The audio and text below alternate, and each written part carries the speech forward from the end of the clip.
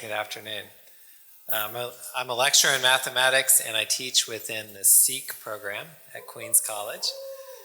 And I'm going to start with some goals or aspirations that I have for my students in the classroom.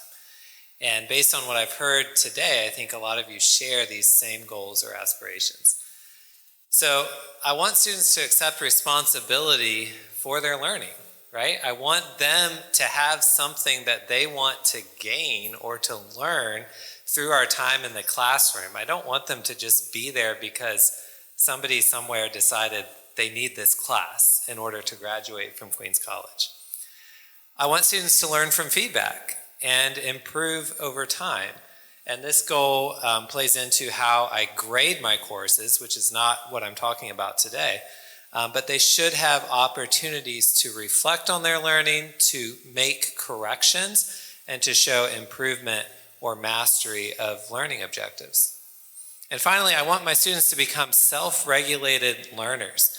Educators will sometimes talk about the cycle of self-regulated learning, and there's one diagram here involving several different steps. There's a planning stage where you're setting goals for how you're going to tackle this learning challenge. There's an action stage where you're actually putting things into action, you're using some learning strategies, and you're monitoring how is it going. And there's a reflection stage. You stop and reflect, and then you revise. You make changes for how you're learning based on what you see in that cycle.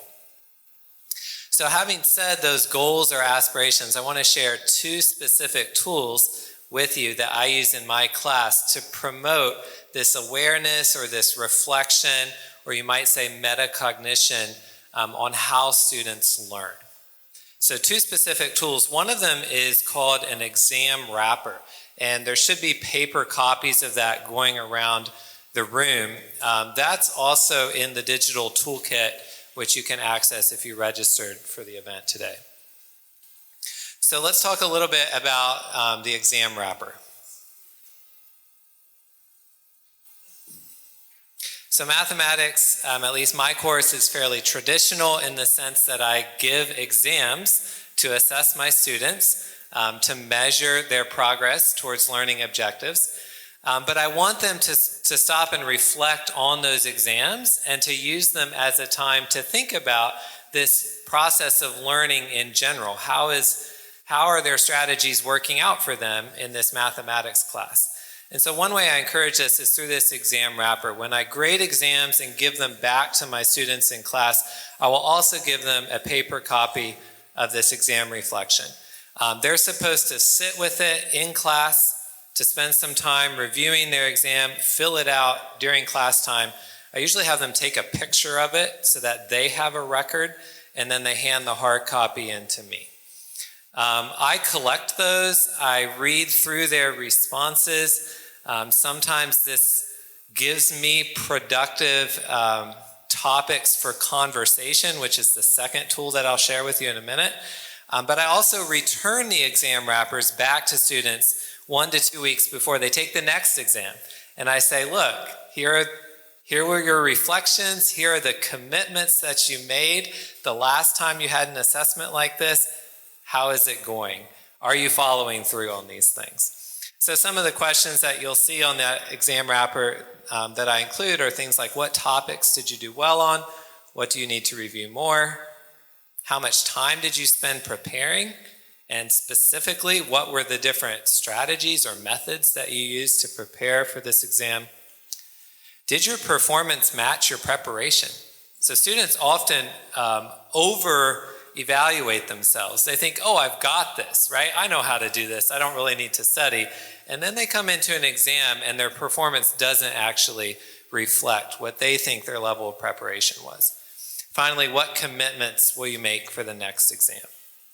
So the idea of an exam wrapper is not unique to me. A good online resource, I have a QR code here, is from Carnegie Mellon University. They have some examples of exam wrappers for different courses, mostly STEM courses, but I don't think there's any reason that you could not adapt this to any course that you give an exam in. I want to look at just a few student responses of these exam wrappers and talk about how this gives me some information and provides some topics of conversation or for follow-up with some of these students. So this student said they spent some time, reading notes from class, reviewing homework and quiz problems. This was a student that really struggled on an exam that I gave. They are saying they are not at all satisfied with their grade on the exam. But I want to call attention to this question: did your performance on the exam match your preparation? And the student says, no, I have no clue what to do. I studied for this test. Right? So this is a student who thought they had prepared. They came in, they did very poorly, and they don't know what to do differently. When you look at the commitments that they're making, they're saying, I'm going to study more, I'm going to visit the tutor, I'm going to try harder. Well, it may not actually work to try harder if what you're doing is not working, right? You might need to change the strategies or the resources. I hear you, right? You might need to change something, right? What you're doing is not working. And so that was a productive conversation with this student then. And I was able to identify some specific prerequisite skills that I thought the student needed to work on to succeed in this course. Next exam wrapper, the student didn't spend very much time preparing. They say here, did your performance match your preparation? The student says, I didn't show my work a lot of the time. I'm glad they at least picked up on that, because that was something I had written multiple times on this student's exam. So yes, they know something that they need to do, show their work more often. I was looking for something a little more specific than that. A lot of times they thought that they were getting the details straight and they just needed to show some of the work, when actually there were some misconceptions going on in their work itself. And so I was hoping that the student would see more of that in this exam reflection. I'll show you one more here. How much time did you spend preparing for the exam? 10 minutes reading notes, 10 minutes reviewing homework problems, maybe one tutoring appointment, working with a tutor for 1 hour. But at least the student is honest. Did your performance match your preparation? Yes, my lackluster studying did not prepare me for what was ahead. This student did not receive as high of a grade as they were hoping for and as I knew they were capable of, but they're taking ownership for it. They're owning up to it through this reflection process, and they're saying, I'm going to study more, I'm going to pace myself, I'm not going to cram all at once or procrastinate. I'm going to try to figure out specifically what I need to work on the most. And so I would say this student is developing their own metacognition, right? They're figuring out specifically what they need to change as things go forward in the course. The second tool I'd like to share with you sometimes is a follow-up from these exam wrappers, and that's office hour consultations. So the last couple of semesters, I have tried doing one-on-one consultations with my students in office hours. I can't do it with everyone, so I do it with the students that are most at risk. And here's the method that I've used. When I hand back these exams, I give a bright red or yellow sticky note on the front page of the exam where a student is failing the course, where they have a D or an F grade. The exam is not the only thing that plays into that course. There's multiple other assessments as well. But if they're failing the course at that point, I flag the exam and I tell them, if you got a sticky note on your exam, here's what it means. You're failing this course. You're not on track to pass with a C- or higher in this course. And before you leave the classroom, I want you to sign up on this sheet to meet with me for a one-on-one consultation. And I set aside extra time for office hours that week. There are some pros and cons to this. A pro is that I've found personal conversation to be a lot more effective and productive.